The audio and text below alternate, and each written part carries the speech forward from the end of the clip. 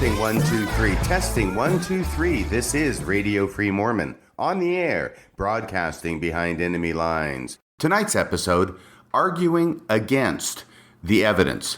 Now, what do I mean by arguing against the evidence? Typically, wouldn't we always want to argue with the evidence? That would certainly lead us to a more reasonable and more persuasive argument under most circumstances. For example, let's say I'm representing somebody in a case where a pivotal fact is whether the light was red or green at the time my client entered the intersection. And further, let us suppose that there are 4 witnesses as to whether the light was green or red at that time. Now, if all 4 of those witnesses say the light was red and not green at the time my client entered the intersection, that is going to be a difficult thing to argue against, especially if my case depends upon the light being green at the time. So if I were to go in and argue against the evidence in such a case and say that the light was actually green in spite of the fact that all 4 witnesses to the event said it was red, that would be an obvious example of arguing against the evidence. That is an argument that it is very unlikely a jury would accept as being correct. But let's change those facts a little bit, because arguing against the evidence is rarely that cut and dried and that obvious, which is why nobody tends to do it. At least not if they want to be taken seriously or have any hope of persuading the jury that they are correct. Let's say that 2 of the 4 witnesses said the light was green and the other 2 said it was red. Now, obviously, the light was only green or red at the time, so 2 of the witnesses have to be mistaken. And if I am arguing the light was green, then I am going to argue as to why it is the 2 witnesses who said it was green should be believed, and the 2 witnesses who said it was red should not be believed. They were mistaken. They were not watching closely. They were too far away. They were not at a good angle to see the actual color of the light. And from the other side of the argument, the other party will do exactly the opposite. They will argue that the 2 witnesses who said it was red are the ones to be believed, and the 2 who say it was green are the ones who must be mistaken. Perhaps the witnesses who said it was green were in a position not to be able to see it very clearly, or perhaps they had some bias to say it was green, some reason to testify untruthfully in the situation. Now, in that case, both sides are arguing against some evidence. They're arguing for some evidence that supports their case, but they have to argue against the evidence that does not support their case. And I think we can all understand how that can be done in good faith. Obviously, one side or the other has to be correct, and yet we have to argue against the evidence that contradicts the position that we want to maintain. Let's change the facts again and say that only 1 witness says the light was green and the other 3 witnesses say the light was red. Well, once again, only one of the 2 positions can be correct. And if I want to maintain that the light was green, then I have to give reasons as to why my witness, the 1 witness who says it was green, is correct, and the other 3 witnesses were not correct, for whatever reason that may be. That is a more difficult argument to make, and yet it is possible that the 3 witnesses who said it was red may, under certain circumstances, be mistaken or be collaborating in order to give false testimony. It is possible that the light really was green, but it's more likely that, everything else being equal, a jury is going to conclude that the 3 witnesses were probably correct, whereas the 1 witness who said it was green is not correct. Now let me take that exact same example and flip it. I want to maintain that the light was green. There are 3 witnesses who say the light was green and only 1 who says that the light was red. I'm feeling pretty comfortable about my case, but I still have to make the argument that the 1 witness who said the light was red is incorrect, and the 3 who said the light was green are the ones to be believed. Everything is still on the up and up because the jury gets to hear the testimony of all 4 witnesses. They get to hear the testimony, they get to hear the arguments, they get to make up their own mind as to which side should be believed, whether the light was red or the light was green. Now let's change the facts a little bit more.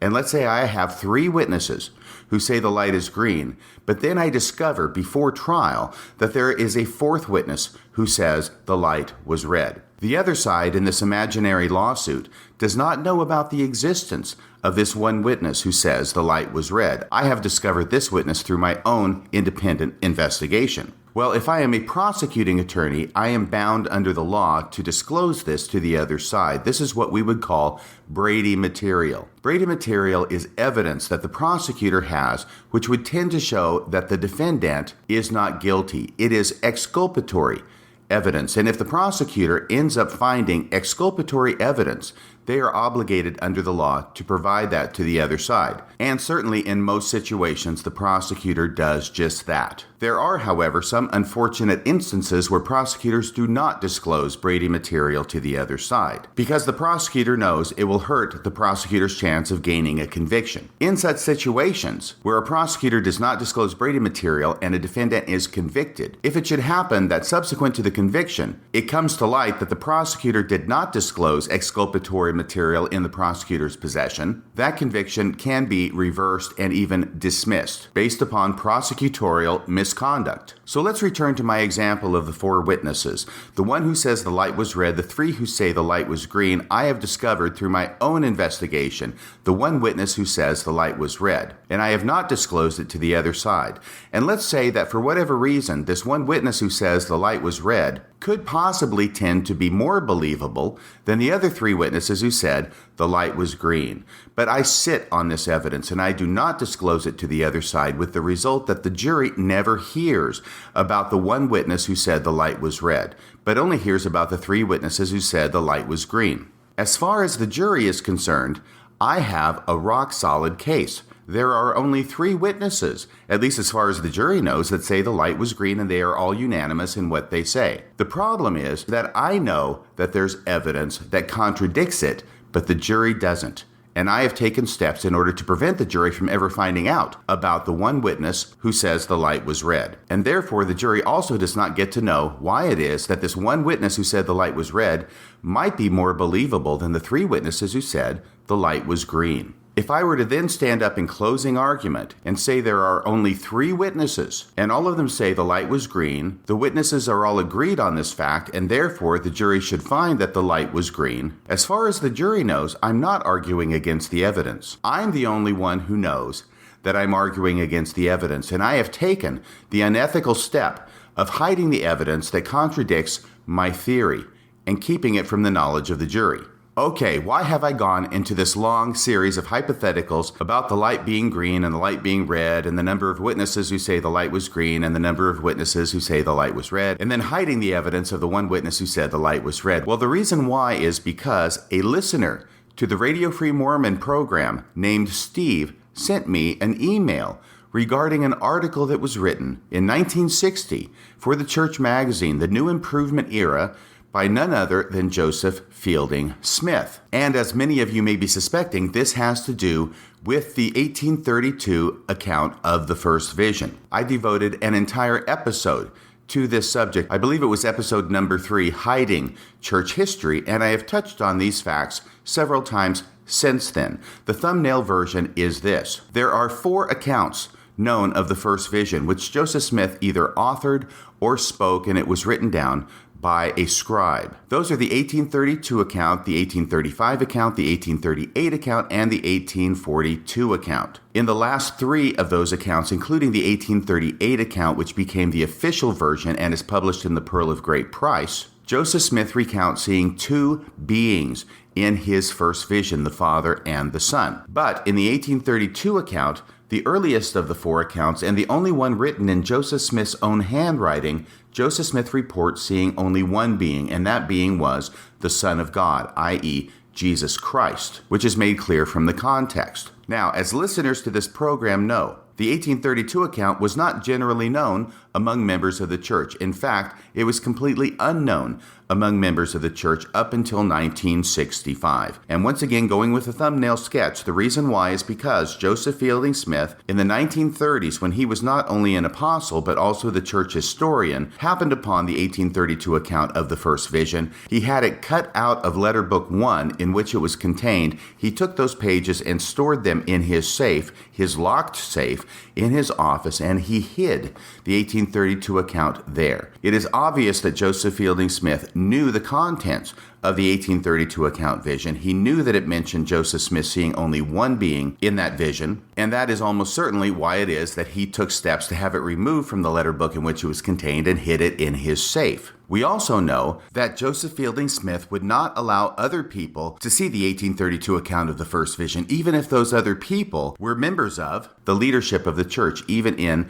the presidency of the 70. and he required such people to get authorization from leadership above Joseph Fielding Smith, which would likely be the first presidency, in order for him to allow such people to read the account of the first vision. And even then, it was only under the promise and the blood oath, so to speak, that the person reading it not be allowed to make a copy and be forsworn against ever mentioning the contents of it to anybody else. That is what happened with Levi Edgar Young, the member of the presidency of the 70, which once again is detailed in episode number 3, Hiding Church History, and which itself is based upon the excellent scholarship done by Stan Larson as published in a 2014 dialogue article. It was not until 1963 and 1964 that knowledge of the existence of this account of the first vision was leaked to the public, and in 1965, Joseph Fielding Smith or somebody else at his direction under mounting pressure had the pages taped once again back into the letter book from which it was cut 3 decades before, and then it was brought to the attention of Paul Chessman, a graduate student at BYU,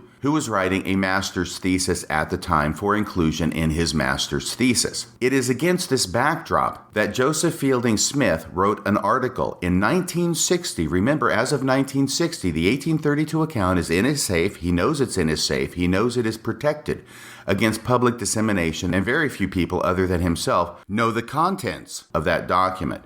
It is against this backdrop that Joseph Fielding Smith writes an article in which he argues for the truthfulness of the first vision, the historicity of the first vision, the fact that the first vision really happened, based upon the official version, the 1838 account of the first vision, which says that Joseph Smith saw 2 beings, and completely omitting the fact that Joseph Fielding Smith is completely aware of the 1832 account, which mentions Joseph Smith seeing only 1 being. Now, the thing that makes this so interesting is that Joseph Fielding Smith's entire argument hinges upon the fact that Joseph Smith reported seeing 2 beings. His argument is that basically all of Christianity at the time believed in the Trinity, and therefore Joseph Smith would have reported seeing only 1 being if he were making it up. He would have made it up in accordance with the common belief among Christians at the time, i.e. the Trinity, i.e. only 1 being would show up, and 2 beings would never show up because that would obviously contradict the prevalent notion of the Trinity. The problem, of course, is that Joseph Fielding Smith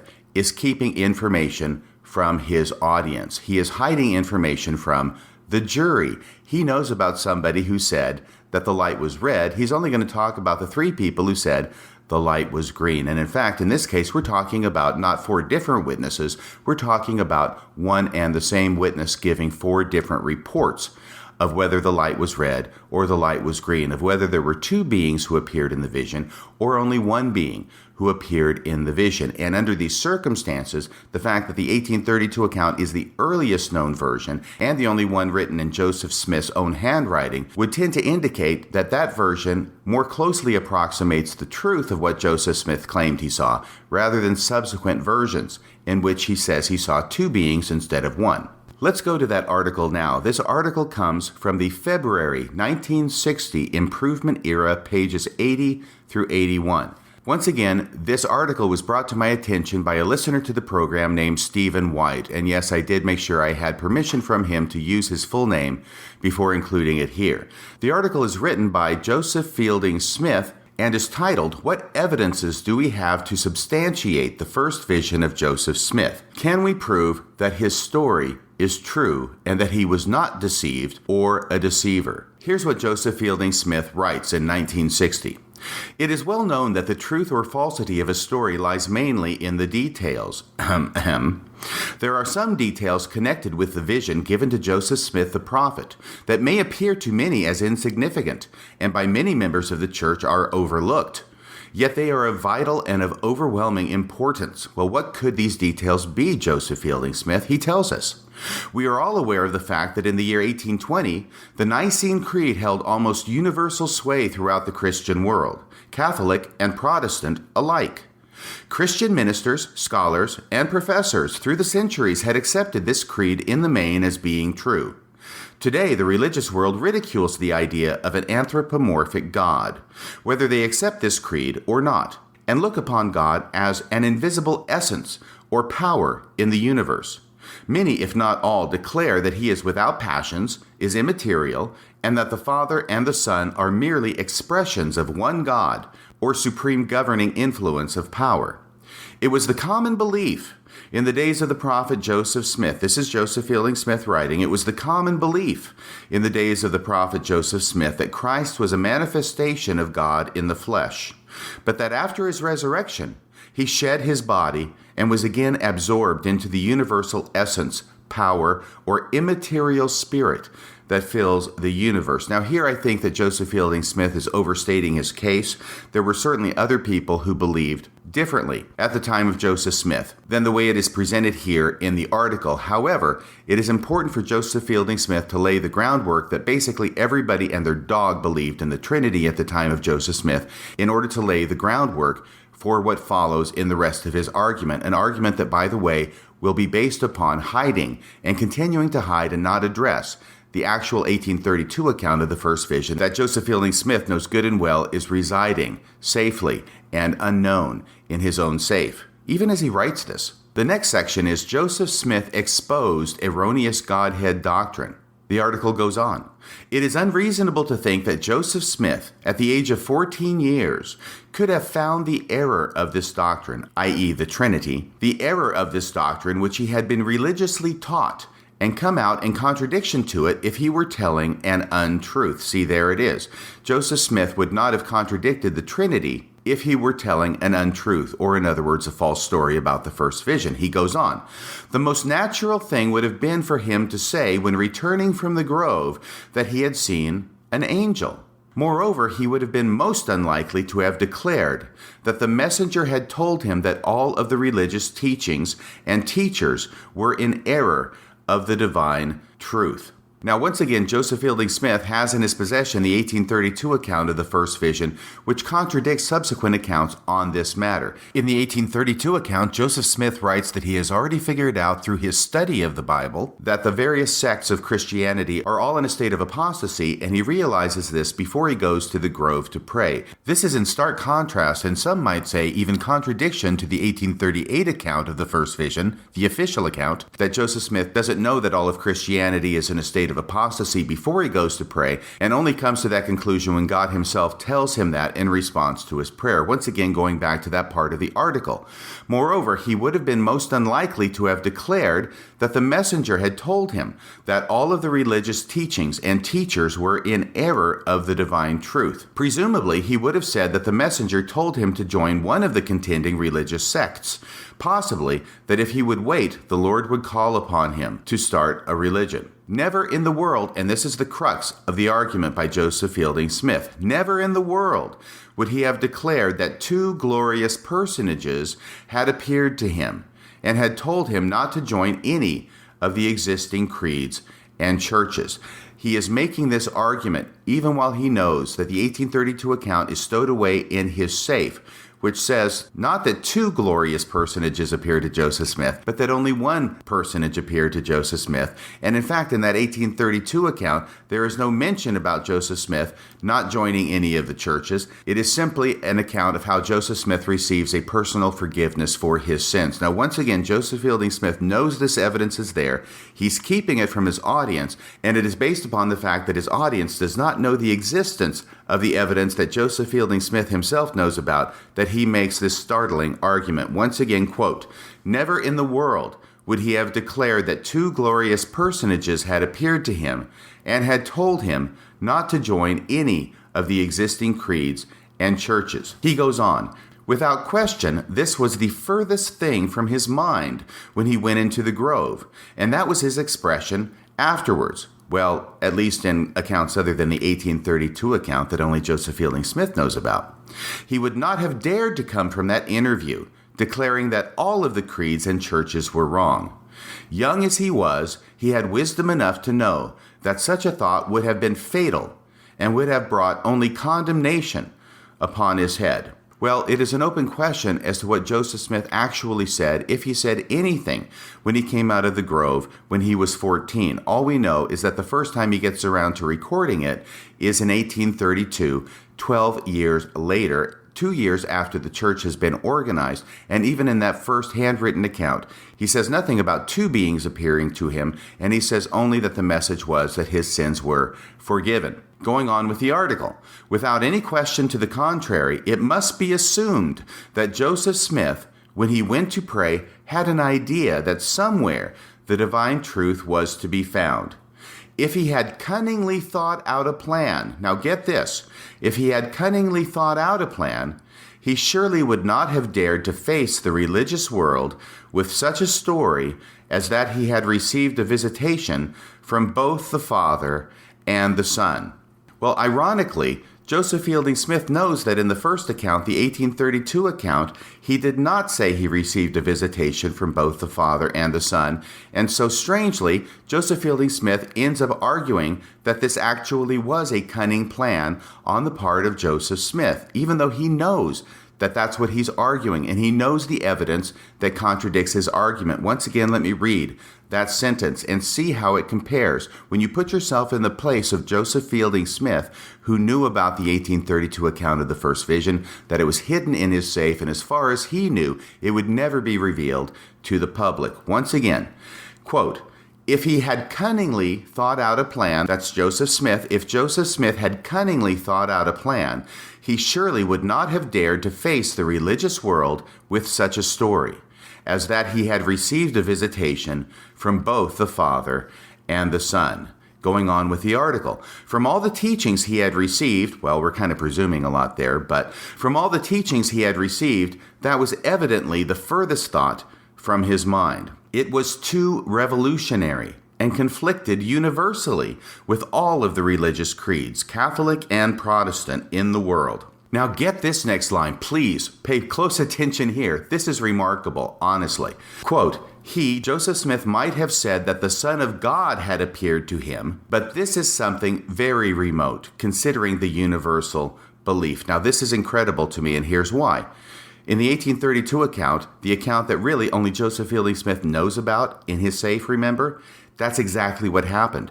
Joseph Smith said that only the Son of God appeared to him. And yet, Joseph Fielding Smith is willing to write, in 1960, he might have said that the Son of God had appeared to him, but this is something very remote, considering the universal belief. Joseph Fielding Smith, why are you saying that it's very remote when you know that that is actually what Joseph Smith said in his earliest account? Here, Joseph Fielding Smith is arguing against the evidence that only he knows, and therefore he feels safe in making this argument. He is relying on the three witnesses, i.e. the 1835, 38, and 42 accounts of the first vision that say the light was green, while completely knowing about the 1832 account, the one witness that said the light was red, and hiding that intentionally and deliberately from his audience in order to make his case. Now, the article written by Joseph Fielding Smith in 1960 goes on from that point and addresses other parts of his argument which do not concern us too much here. The amazing thing is that all of this was written by Joseph Fielding Smith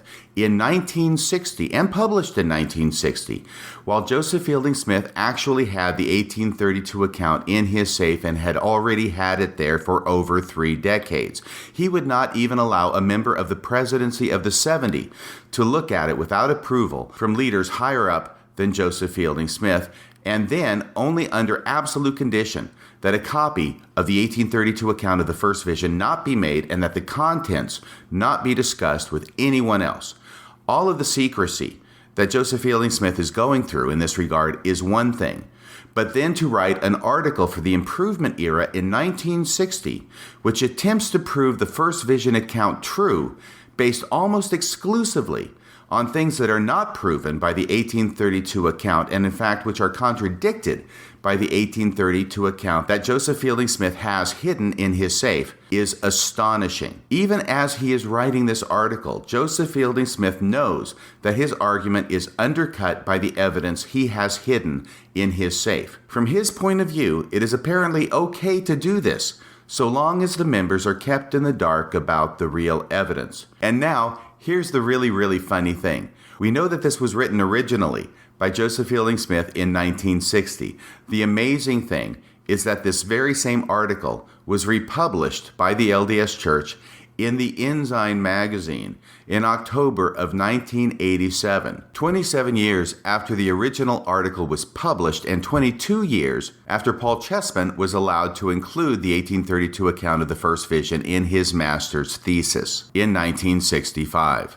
There is nothing in the Ensign article from October of 1987 that indicates that this part of Joseph Fielding Smith's argument is undercut by the 1832 account of the first vision. It is treated as if it did not exist. And indeed, as of 1987, the LDS Church was still doing a pretty darn good job of keeping knowledge of the 1832 first vision account from its members. Certainly, they were doing a good enough job of it to feel no compunction whatsoever about republishing this 1960 article by Joseph Fielding Smith, which depends upon the reader not knowing about the 1832 account of the first vision.